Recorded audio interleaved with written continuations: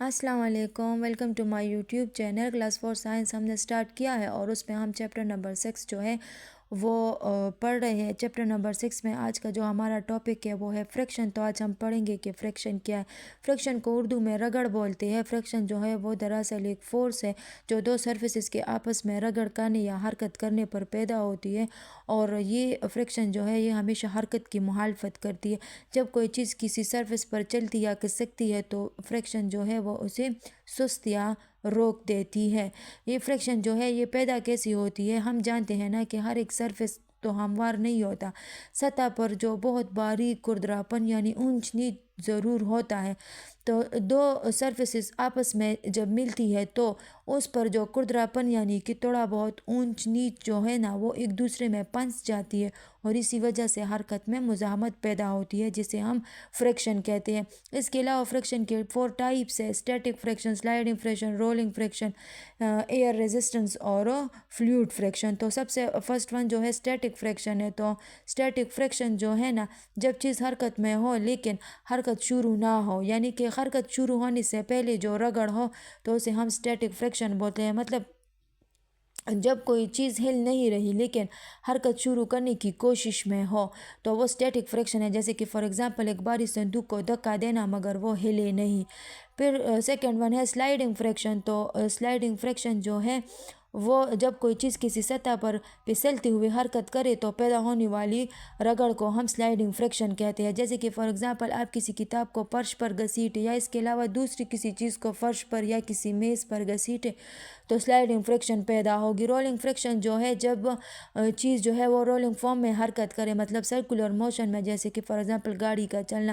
Fourth one ہے year resistance. تو year resistance جو ہے نا چیز کی رفتار کو کم کرتی ہے. یہ چیز کی سائز اور شکل سے رگڑ کی جو مقدار ہے نا وہ بڑھ بھی سکتی ہے. جیسے کہ فار ایگزامپل جس چیز کی لینتھ اور ویڈتھ زیادہ ہوگی تو وہ ہوا کی مزاحمت کو زیادہ محسوس کرے گا. پھر ففتھ ون ہے فلوئڈ فریکشن. تو پانی یا کسی اور لیکوڈ میں حرکت کے دوران جو رگڑ پیدا ہوگی وہ فلوئڈ فریکشن ہے. جیسے کہ فار ایگزامپل سوئمنگ کرتے وقت جو ہے پانی کی مزاحمت. پھر اس کے علاوہ فریکشن کے ایڈوانٹیجز ہے. نیکسٹ ٹاپک جو ہے ایڈوانٹیجز، اور اس کے بعد پھر ڈس ایڈوانٹیجز بھی ہے، یعنی کہ فریکشن کے فائدے اور نقصانات جو ہیں وہ کون کون سے ہیں. تو سب سے پہلے ہم فائدے جو ہے وہ پڑھیں گے.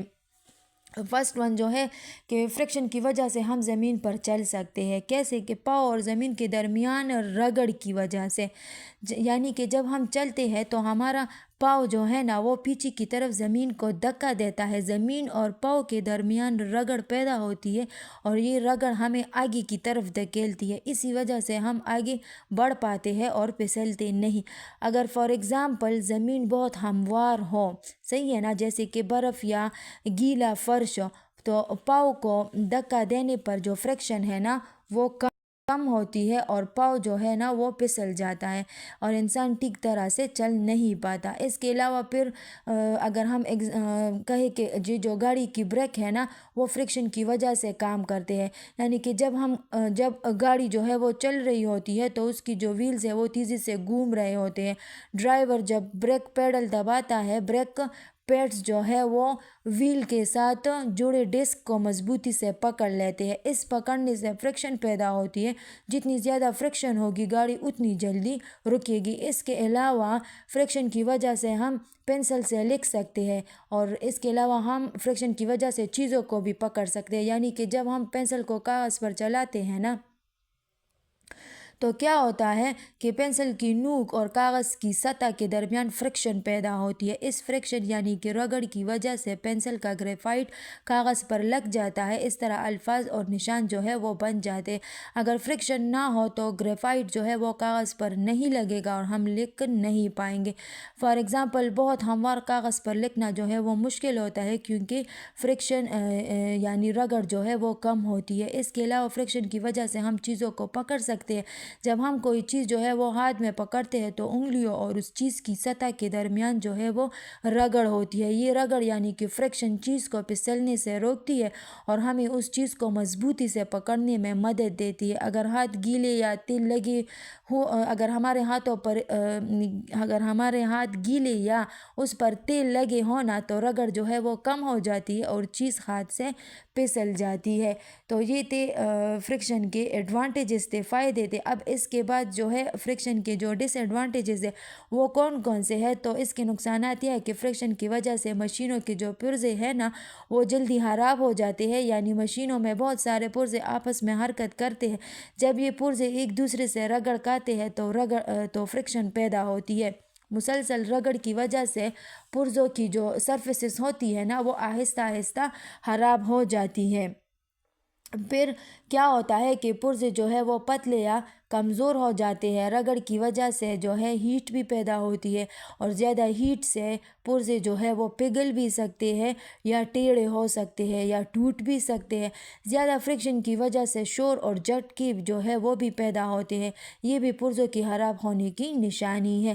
جیسے کہ فار ایگزامپل سائیکل کی چین پر تیل نہ ہونا تو وہ جلدی خراب ہو جاتی ہے، یا کہ فار ایگزامپل گاڑی کی جو انجن میں چکناہٹ جو ہے وہ کم ہو تو پرزے کیا ہو جاتے ہیں، وہ جلدی خراب ہو جاتے ہیں. اس کے علاوہ فرکشن کی وجہ سے انرجی بھی زیادہ انرجی جو ہے وہ ضائع ہوتی ہے، کیونکہ جب کوئی چیز جو ہے وہ حرکت میں ہوتی ہے تو اس میں کائنیٹک انرجی ہوتی ہے. فرکشن ہمیشہ حرکت کی مخالفت کرتی ہے اور اسی مخالفت کی وجہ سے کائنیٹک انرجی کا بہت بڑا حصہ جو ہے وہ ہیٹ میں بدل جاتا ہے اور کچھ انرجی جو ہے وہ آواز کی شکل میں بھی نکل جاتی ہے، کیونکہ ہیٹ اور آواز کام میں استعمال نہیں ہوتی. اس لیے ہم کہتے ہیں کہ توانائی جو ہے یعنی کہ انرجی ضائع ہو گئی ہے. فار ایگزامپل ہاتھ آپس میں رگڑے، اگر اپنے ہاتھ جو ہے نا وہ ہم آپس میں رگڑے تو ہاتھ گرم ہو جاتے ہیں، ہیٹ جو ہے نا وہ پیدا ہو جاتی ہے اور اسی طرح ہم کہہ سکتے ہیں کہ انرجی جو ہے وہ ضائع ہو گئی. اس کے علاوہ فرکشن سے جو رفتار ہے نا کسی چیز کی جو سپیڈ ہے وہ بھی آہستہ ہو جاتی ہے، کیونکہ ہم جانتے ہیں کہ فرکشن ہمیشہ حرکت کے اپوزٹ ڈائریکشن میں پیدا ہوتی ہے. یہ چیز کو آہستہ کرتی ہے. وقت کے ساتھ جو ہے نا کیا ہو جاتا ہے کہ رفتار جو ہے وہ کم ہو جاتی ہے. اگر رگڑ بہت زیادہ ہوگا تو چیز جو ہے وہ رک بھی سکتی ہے. فار ایگزامپل فرش پر آپ ایک بال پھینکیں، فرکشن کی وجہ سے آہستہ آہستہ رک جاتی ہے، کیونکہ جب بال کو اگر فار ایگزامپل آپ بال کو دھکا دیا جائے یا پھینک دیا جائے تو اس کے پاس کیا ہوگا، کائنیٹک انرجی ہوگی نا. بال اور فرش کے درمیان جو ہے فرکشن پروڈیوس ہو جاتی ہے. فرکشن یعنی رگڑ ہمیشہ کسی بھی آبجیکٹ کے اپوزٹ ڈائریکشن میں ہوتی ہے، اسی لیے فرکشن جو ہے وہ بال کی حرکت کی مخالفت کرتی ہے. اس وجہ سے بال کی جو رفتار ہے وہ کم ہو جاتی ہے. بال کی کائنیٹک انرجی جو ہے وہ ہیٹ میں بدل جاتی ہے اور اسی طرح کچھ انرجی جو ہے وہ آواز کی صورت میں بھی ضائع ہو جاتی ہے. جب ساری کائنیٹک انرجی ختم ہو جاتی ہے تو بال جو ہے وہ بالکل رک جاتی ہے. فار ایگزامپل کردرے فرش پر فرکشن جو ہے وہ زیادہ ہوگی، اس لیے بال جلدی رک جاتی ہے، اور ہموار فرش پر فرکشن جو ہے وہ کم ہوتی ہے تو بال جو ہے وہ دیر سے رکتی ہے. یہ تھا آج کا ہمارا ٹاپک فرکشن. ویڈیو بہت زیادہ لمبی ہو گئی اور پھر ملتے ہیں انشاءاللہ نیکسٹ ٹاپک کے ساتھ. تو تھینک یو، اللہ حافظ.